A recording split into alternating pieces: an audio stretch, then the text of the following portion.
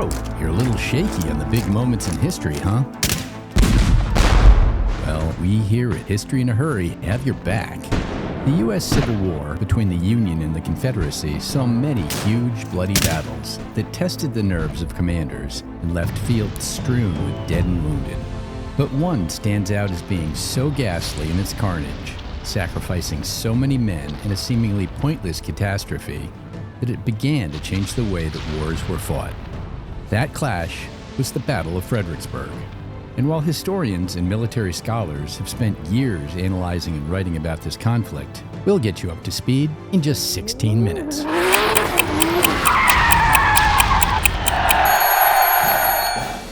Start the clock. By late 1862, the Civil War is lurching toward its second anniversary in bloody fashion. A string of Union defeats is reversed at the Battle of Antietam when the Federal Army of the Potomac, led by General George McClellan, drives General Robert E. Lee's Confederate Army out of Maryland in a day of combat that results in nearly 23,000 casualties on both sides. But McClellan's failure to pursue Lee into Virginia to destroy his army leaves Abraham Lincoln furious and under political pressure from doubters in Congress. Desperate for a more aggressive leader, Lincoln sacks McClellan as the head of his largest army, replacing him with General Ambrose Burnside. However, many thought that Burnside just wasn't up to the task. Among them, Ambrose Burnside, who had refused the job on 2 earlier occasions. After reluctantly taking the gig, Burnside points his troops south toward Lee's army. His first target? The railroad and river junction at Fredericksburg, Virginia, midway between Washington and Richmond. Capturing it will ensure a steady flow of supplies and fresh troops as the Union drives south.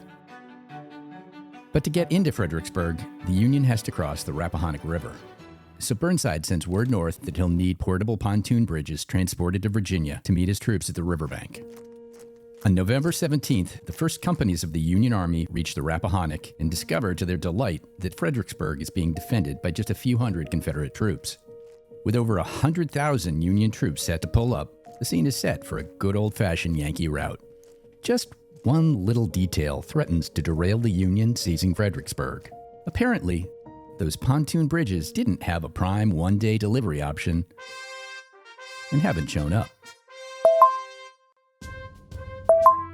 By the time Burnside arrives at the river, more than 115,000 of his troops have assembled. The newly minted Union commander faces a huge choice: send his army across in boats to maintain the advantage, or cautiously sit and wait for the pontoon bridges. Fearing that his troops could be cut off from heavy weapons and supplies if they cross ahead of the bridge's arrival, Burnside decides to wait.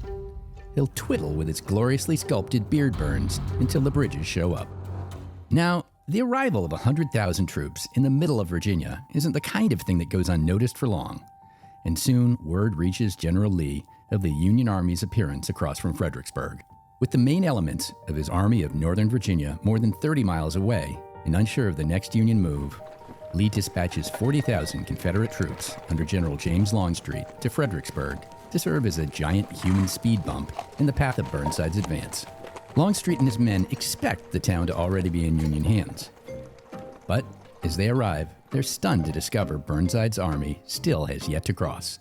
While Burnside frets and does the 1862 version of repeatedly checking the package tracking code for his missing bridges, Longstreet's smaller Confederate force quickly takes full advantage of the delay. They dig their cannons into deep, protected gun pits on the top of the towering ridges behind Fredericksburg, overlooking the river. General Lee, one of the most brilliant tacticians of the 19th century, arrives at the scene days later. When he looks over the fierce installations that his men have assembled, creating a withering field of defensive fire ready to rain down, he immediately assumes that his Union foe will withdraw and attack at a less defended point. But what Lee can't know is that Burnside's crippling hesitance, which keeps him from crossing the river by boat, is matched only by his fear of disappointing Lincoln. When the pontoon bridges finally show up, 1 week late, Burnside assembles his commanders. Having surveyed the enemy ridges bristling with cannons and fortifications, most strategists would opt for a small diversionary attack and strike further downriver, or at least direct a flanking assault to spare troops the worst of the Confederate cannon fire. But Burnside isn't most strategists. His plan is simple: 2 massive frontal marches across the yet-to-be-assembled bridges, straight into the teeth of Lee's guns. one to the right, to the base of Marie's Heights, the other to the left, toward Prospect Hill, 2 miles to the south. I will lose more than half of my Faced with the outraged protests of his field officers, Burnside shouts down their objections. Under the cover of darkness and fog, Union engineers try to silently assemble 5 pontoon bridges. But if you ever tried to build a bridge in the dark without making a sound, you can't even do that with an IKEA bookcase. Dozens of bullets from the Confederate scouts, hidden inside Fredericksburg, tell the engineers that the element of surprise is just washed downriver. Meanwhile, Burnside's commanders, convinced that they're being sent on a march into a slaughterhouse, draft farewell letters to wives and family. My dearest Constance, by the time this missive reaches your fair hand, this f***ing fucker Burnside will have consigned my young life to a shallow, miserable grave. I hope it won't put you at too much inconvenience or expense to violently avenge my senseless f***ing death. P.S. You'll be able to find him by his clownish facial hair. I call them side chops. Confederate sharpshooters continue firing throughout the night in the direction of the bridge building sounds. In spite of this, Union engineers manage to push within 100 feet of the Fredericksburg bank before the rising sun turns them into sitting ducks. As engineers sprint for cover, the bodies of their less fortunate colleagues can be seen bobbing down the Rappahannock. Watching his bridge builders being cut down like penny arcade targets, Burnside orders his battery of nearly 200 cannons to bombard Fredericksburg, giving cover for a raiding party of 150 Union soldiers to cross in boats and suppress the sharpshooters. Nearly 5,000 12-pound artillery rounds smash into the small town, leaving Fredericksburg a smoldering wreck. Reinforced by 2 more boat-borne regiments, Union troops initiate house-to-house combat, the first urban fighting of the war. In brief but lethal close-range battles, most of the Confederate marksmen are either killed, captured, or bust ass back to rejoin the rest of their forces massed on the heights overlooking town. Free from Confederate fire, engineers quickly complete the 5 pontoon bridges, allowing 3 full divisions of Union troops to cross. Legend has it that a soon-to-be-rich mortician meets the inbound troops at the foot of one of the bridges, offering his business card. Gazing down at this mass Union crossing, Robert E. Lee realizes that Burnside has bafflingly committed the main force of his army to fight straight uphill against a well-entrenched army. But before facing the Confederate guns, the Union troops have another target in mind: ransacking whatever is left of Fredericksburg. Thousands of rampaging soldiers treat this once quiet southern river port like a Walmart on Black Friday. While his men raise the town, Burnside finalizes his blunt attack plan for the following day with his field commanders. As the ridges at Prospect Hill are lower than the surrounding elevations, they'll be the target of the first assault. 65,000 men, led by General William Franklin, will march against Confederate General Thomas Jackson's 2nd Corps, who have been tasked with holding the hill.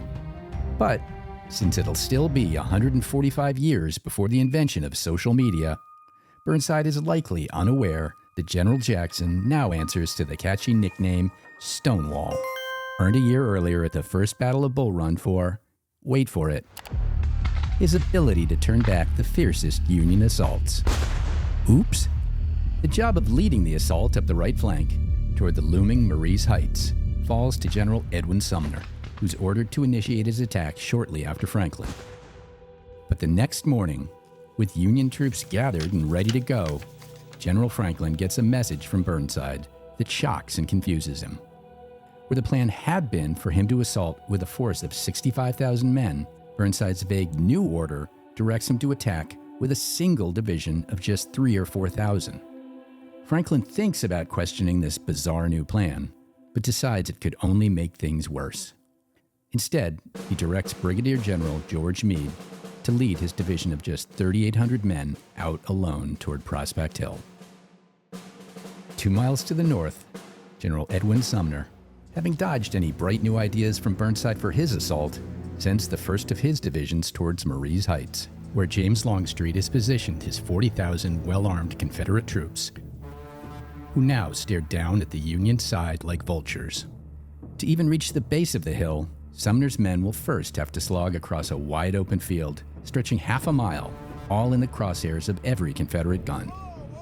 As an additional gift to those gunners and cannon crews, the Union troops assemble and begin their march in traditional Napoleonic columns. 2 lines deep, 100 or more men wide. Now, in the time of Napoleon, these broad masses of armed troops could work like a charm when attacking a smaller force, allowing the huge lateral line of firepower to overwhelm the enemy.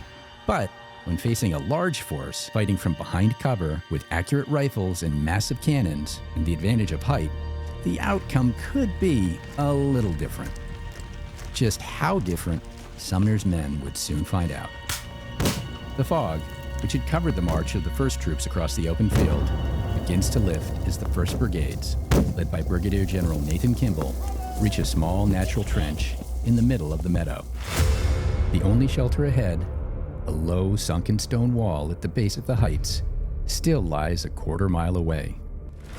As the columns advance again, dozens of Confederate cannons open fire from their dug-in positions. Shells and explosive canister rounds packed with small lead slugs cut down the Union columns like bowling pins.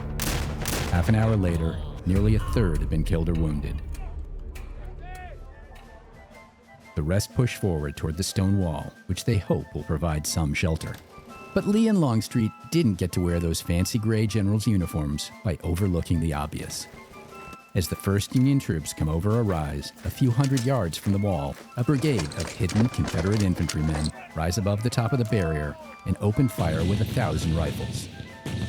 Volley after volley from behind the wall creates a solid sheet of outgoing rounds. The Union soldiers who survived the shelling are caught out in the open and savaged. Soon, every last man in the lead Union assault lies dead or bleeding in the field. Having clearly not succeeded at first at anything but feeding thousands of men into a meat grinder, Burnside has a brainstorm. He'll try again. He orders Major General Darius Couch to lead his troops in a bayonet charge against the stone wall and the looming heights beyond. Surprising to no one but Burnside, the results are no different. Not a single Union soldier reaches the wall. From his command post, Burnside might be looking for better news from his assault on the left flank. He won't get it. General Meade's lone division, having been held back by fire from a single cannon at the start of their march, resume their attack on Prospect Hill. The lead troops emerge into a field and march past a single tall tree in the middle. Unknown to Meade's men, the oak has been measured at 800 yards from the Confederate battery. The gunners have preset the range. On a signal, 14 cannons fire at once, dropping shells exactly on top of Meade's division. They fire again and again, drenching the field with Union blood. Meade and his surviving troops quickly find shelter near a wooded swamp. In a completely un-Burnside-like decision, Meade opts not to repeat his march straight into the cannon barrage. Instead, he guides his men into the swamp. On the other side, Meade's division emerges to find they've pierced a gap in the Confederate lines. They stare straight at Confederate General Maxcy Gregg's South Carolina Brigade, who happened to be sitting down to a mid-battle spot of lunch. Gregg, a hero of the Second Battle of Bull Run, quickly spots Meade's troops firing at them through the wood line, but he assumes they're lost Confederate scouts and hollers at his own men not to return fire. The good news? General Maxcy's poor enemy identification skills will never again cost him the advantage. The bad news? A Union round hits him in the spine. He dies the following day. In spite of being outnumbered more than 10 to 1, Meade has broken through Confederate lines and briefly has the enemy on the run. He rapidly sends a request for reinforcement from the nearest Union division led by Major General David Birney. Birney, in a moment of either catastrophic paralysis or staggering pragmatism, firmly refuses. No. Thanks for nothing, pal. F*** off. Stonewall Jackson, no doubt grateful for the sudden pause in the Union breakthrough, now directs 2 full Confederate divisions to counterattack Meade's ragged force. Soon, the woods are filled with Union troops sprinting in retreat, hurdling the bodies of their own dead and wounded as they go. While Burnside might otherwise have stopped to think about what could have been, had he committed his original 65,000-man force against Prospect Hill, he probably doesn't have much time to reflect. He's too busy overseeing the gory spectacle that continues to play out 2 miles north at the foot of Marie's Heights. Wave after wave, brigade after brigade of men continue to march across the field toward the stone wall, only to be chopped down by gun and cannon fire from above. Only the arrival of darkness puts an end to the slaughter. But survivors on both sides are haunted by the screams from the wounded in the field who are unable to crawl to safety. Those lucky enough to reach medical care find themselves in Fredericksburg mansions, which have become grim field hospitals and charnel houses. The sight of the approach to Marie's Heights, choked with thousands of enemy bodies, is enough to shake even Robert E. Lee. He writes, "It is well that war is so terrible, or we should grow too fond of it." Burnside's reaction is equally grim, if less measured. Racked with guilt over the disaster he's engineered, he orders one final assault, which he will personally lead the following morning. Realizing that no victory can be pulled from this dark defeat, Burnside's generals ultimately talk him out of his suicide mission. The Army of the Potomac retreats from Fredericksburg the following day, leaving nearly 13,000 Union casualties in their wake. The end of the battle marks the beginning of a decades-long debate about senseless, outdated tactics which march masses of men to be slaughtered by increasingly modern weapons. Of course, the nature of man in war being what it is, this lesson would have to be learned again in the trench assaults of World War I, the Eastern Front during World War II, Japanese island defenses in World War II, the Iran-Iraq War. Okay, this is a lesson we're tragically slow to learn, but we should have aced it after what happened at Fredericksburg. Robert E. Lee will continue to command the Confederate Army until their surrender at the Appomattox Courthouse 2.5 years later. Ambrose Burnside, branded the Butcher of Fredericksburg by some of his own men, is soon demoted, but survives the war. His greatest victory will prove to be his majestic sculpted whiskers, which we know to this day as sideburns. Stop the clock. How'd we do? 1622. Missed it by that much. Darn it. Refunds all around. Now, if you appreciated our fast-forward take on the Battle of Fredericksburg and you'd like to help us grow, drop a like and subscribe below, give us a comment, and of course, hit that bell. Thanks for watching.